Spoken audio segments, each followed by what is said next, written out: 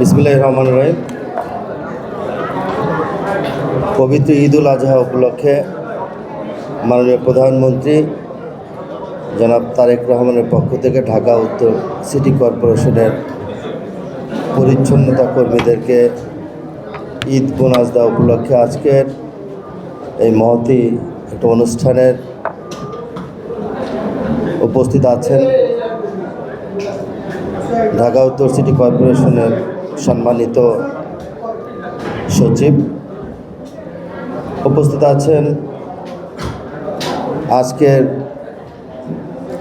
এই পরিচ্ছন্নতা কর্মীদেরকে যিনি দীর্ঘদিন যাবৎ বিভিন্নভাবে তাদের সাথে একসাথে কাজ করে তাদেরকে নির্দেশনা দিয়ে এবং বর্জ্য ব্যবস্থাকে আরও সঠিকভাবে পরিকল্পনা মাফিক ঢাকা উত্তর সিটি কর্পোরেশনকে গ্রিন ঢাকা এবং ক্লিন ঢাকা গড়ে তোলার জন্য যিনি সবচেয়ে বেশি ভূমিকা পালন করছেন, প্রধান বর্জ্য ব্যবস্থাপক কমোডর জনাব হুমায়ুন কবির সাহেব, উপস্থিত আছেন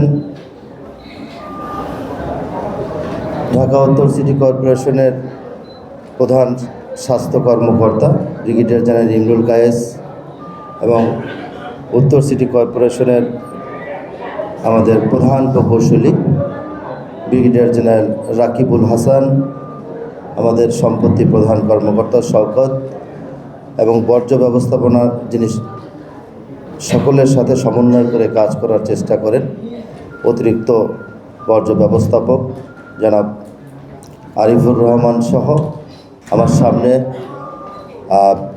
আঞ্চলিক নির্বাহী কর্মকর্তাবৃন্দ এবং যাদের জন্য আজকের এই মহতী একটি অনুষ্ঠান, আমার প্রিয় পরিচ্ছন্নতা কর্মী সহকর্মী এবং যারা এই নিউজটাকে কভার করার জন্য এখানে উপস্থিত হয়েছেন সাংবাদিক বন্ধুরা, আসসালামু আলাইকুম।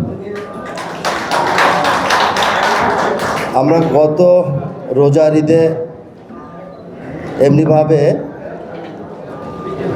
2 নম্বর জোনের 4 নম্বর ওয়ার্ডের একটি কমিউনিটি সেন্টারে মাননীয় প্রধানমন্ত্রীর দেওয়া ঈদ বোনাস আমরা আপনাদের হাতে তুলে দিয়েছিলাম এবং সেই দিন বলেছিলাম যে মাননীয় প্রধানমন্ত্রী সব সময় আপনাদের কথা চিন্তা করে বিবেচনা করে উনি এই সিদ্ধান্তগুলো নিয়েছেন, কারণ উনি নিজে একজন মানবিক মানুষ, তাই সব সময় মানবিক চিন্তাগুলো গুণাবলীগুলো ওনার মাঝে সব সময় থাকে।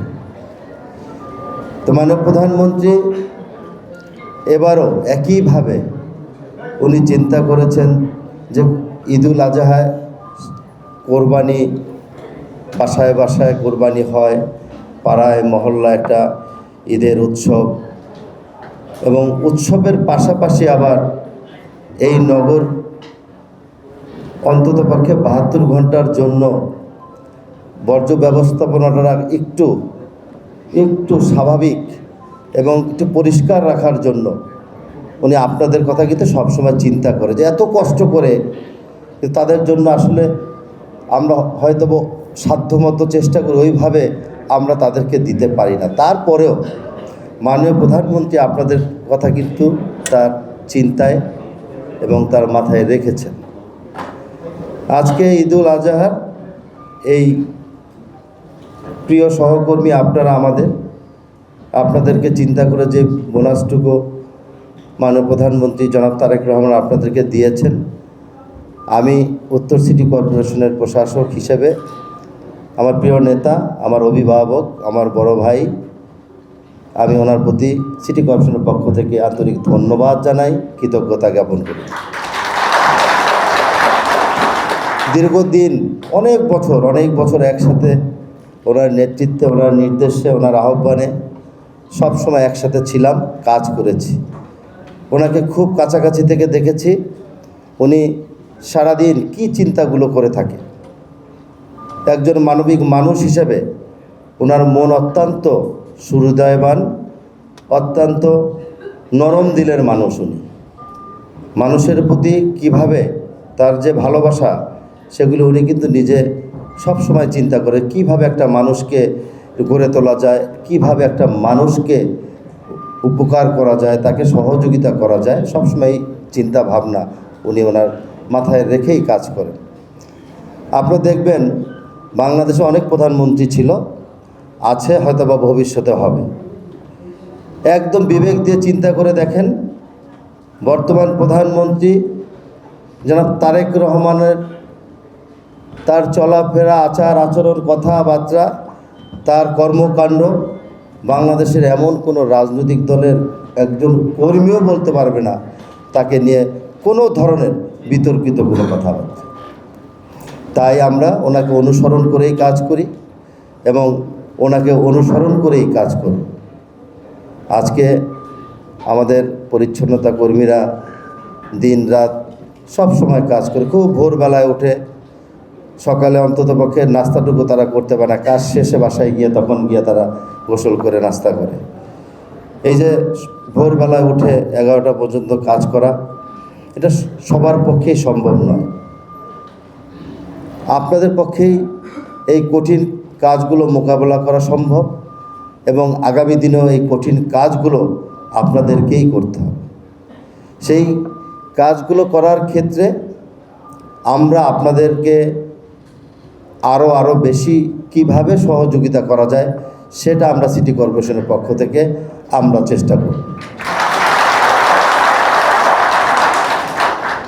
হয়তোবা আজকে মাননীয় প্রধানমন্ত্রী আপনাদেরকে ঈদ বোনাস হিসেবে উনি সন্তুষ্ট হয়ে, খুশি হয়ে আপনাদের পরিবারকে ন্যূনতম 5,000 টাকা দিয়েছেন। আপনাদের পরিশ্রমের কাছে এই 5,000 টাকাটা হয়তোবা কিছুই নয়। তারপরে উনি পরপর 2টা ঈদে দিয়েছেন আপনাদেরকে, এবং আমি আশা করছি আগামীতে উনি বারবার এই কাজগুলো করবেন, আপনাদেরকে উৎসাহিত করবেন, আপনাদের পাশে থেকে সহযোগিতা করবেন। তো আমাদের বলার একটা উদ্দেশ্য হলো, পুরো ঢাকা শহরটা পরিষ্কার করার জন্য, একটা গ্রিন করার জন্য সবচেয়ে বেশি নির্ভরশীল থাকতো আপনাদের উপরে, আপনাদের উপরে।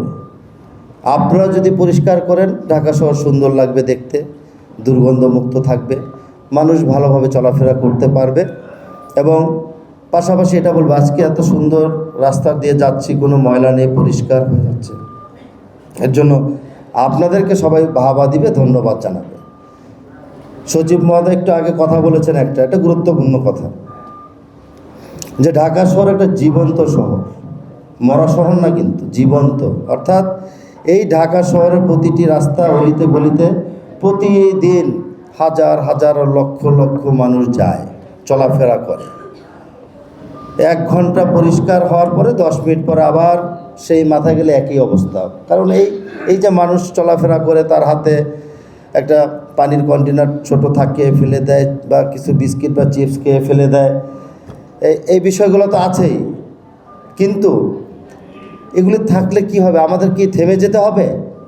আমাদেরকে এগুলো পরিষ্কার করতে হবে। আমার কাজে এটা, আমার পেশা এটা, এটাকে নিয়ে আমাদেরকে চলতে হবে।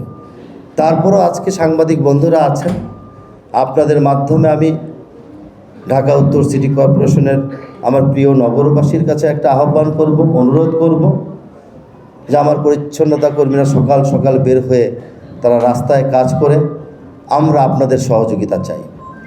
ঢাকা উত্তর সিটি কর্পোরেশনের প্রতিটি বাসার, প্রতিটি নগরের সদস্যদের সহযোগিতা কামনা করছি। আগামী দিনে ঢাকা উত্তর সিটি কর্পোরেশনকে গ্রিন ঢাকা এবং ক্লিন ঢাকা উপহার দেওয়ার জন্য নগরবাসীর সহযোগিতা ছাড়া আমাদের কোনো বিকল্প নেই। আমরা আমাদের কাজ করব, আমাদের কাজ অব্যাহত থাকবে, আমরা চেষ্টা চালিয়ে যাব। ইনশাল্লাহ আশা করি নগরবাসী আমাদের পাশে থাকবে। নগরবাসী আমাদের পাশে থাকলেই সকল কাজকে আমরা সফলভাবে শেষ করতে পারব। তো আজকে কষ্ট করে আসার জন্য আপনাদেরকে ধন্যবাদ জানাই, অগ্রিম ঈদ মুবারক জানাই। ঈদের দিনও আপনাদের সাথে আমার দেখা হবে, ঈদের পরের দিনও ইনশাআল্লাহ আপনাদের সাথে দেখা হবে, তারপরের দিনও দেখা হবে। আমিও নিজে রাস্তায় থাকব, সব সময় আপনাদের সাথে কোথাও না কোথাও দেখা হয়ে যাবে। এবং আপনাদের সামনে আমাদের আঞ্চলিক নির্বাহী কর্মকর্তারা এখানে উপস্থিত আছেন। এখানে সাইফুল ইসলাম আছেন, আমাদের সাদিক সাহেব আছেন, জালালউদ্দিন আছেন, জিয়াউর রহমান আছেন, বদরুদ্দোজা আছেন। প্রতিটি অঞ্চলে কিন্তু আমাদের মনিটরিং কমিটি করে দেওয়া আছে, তারা আপনাদেরকে সহযোগিতা করবে এবং আশা করব সকলের সমন্বয়ে আমরা আগামী ঈদুল আজহার বর্জ্য ব্যবস্থাকে আমরা সহজভাবে অল্প সময়ের মধ্যেই আমরা ক্লিন করতে পারবো ইনশাআল্লাহ। আর বৃষ্টি হওয়ার সম্ভাবনা আছে, আমি ওয়েদার দেখেছি আছে। বৃষ্টির সময় তো আপনারা রাস্তায় থাকেন, তাই না?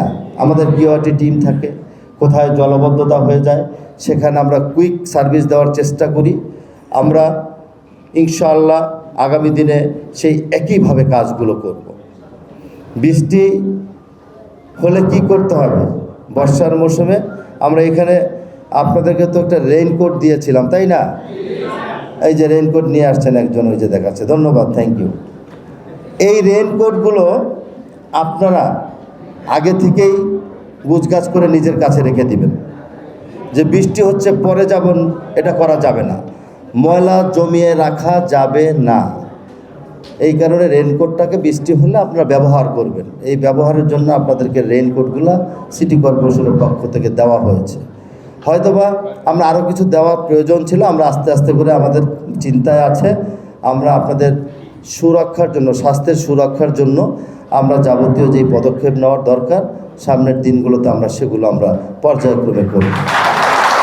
আপনারা আমাদের প্রাণ, আপনারা আমাদের শক্তি, আপনারাও সিটি কর্পোরেশনের পার্টনার। সিটি কর্পোরেশনের যে উন্নয়ন হয় সেটার পার্টনারও আপনারা। অতএব এই সিটি কর্পোরেশন আপনাদের, এই নগরটা আপনাদের, এই নগর পরিষ্কার করার সর্বোচ্চ দায়িত্ব আপনাদের। সেই কারণে আমরা আপনাদেরকে আগামী দিনে আরও বেশি সহযোগিতা করার চেষ্টা করব। সকলে ভালো থাকবেন এবং আপনাদের পরিবারের সকলকে অগ্রিম ঈদ মোবারক। আসসালামু আলাইকুম রহমতুল্লাহ।